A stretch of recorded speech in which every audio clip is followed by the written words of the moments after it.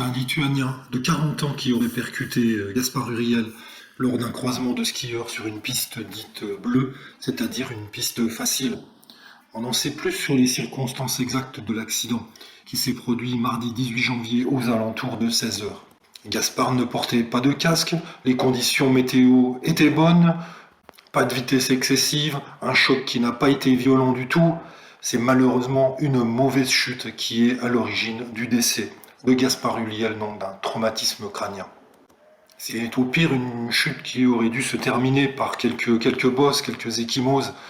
Et Gaspard était plutôt un skieur aguerri, et c'était pas sa première chute, loin de là. Il aimait la vitesse et son adrénaline, mais là, il n'y avait vraiment pas de raison qu'il y ait une issue aussi tragique.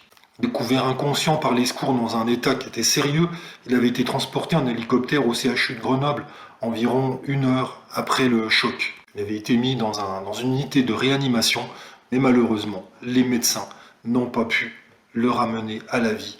Et il y avait un hématome sur sa tête qui n'a pas pu être résolu.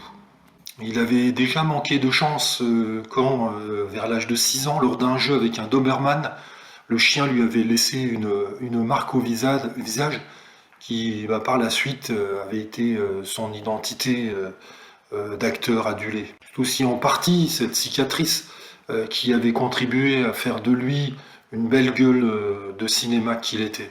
Chanel l'avait d'ailleurs choisi pour être son égérie du parfum bleu et pour jouer dans le film, jouer de cette différence physique.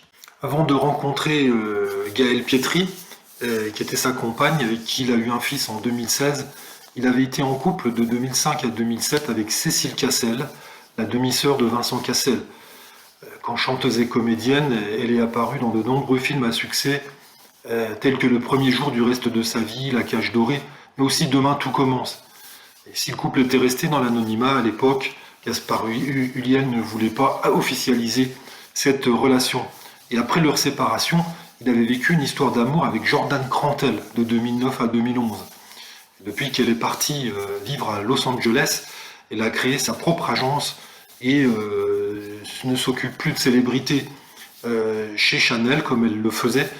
Mais c'est grâce à son rôle de négociatrice que Gaspard avait eu le contrat pour le film publicitaire Chanel.